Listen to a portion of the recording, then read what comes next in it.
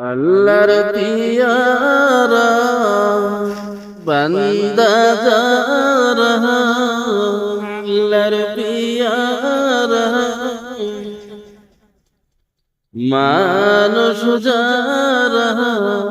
তাহারা পাবে রাসূলের শাফায়াত ইয়া মুহাম্মদ জপি তোমার নাম হাজারো হাজার সালাম ইয়া মুহাম্মদ জপি তোমার নাম হাজারো হাজার সালাম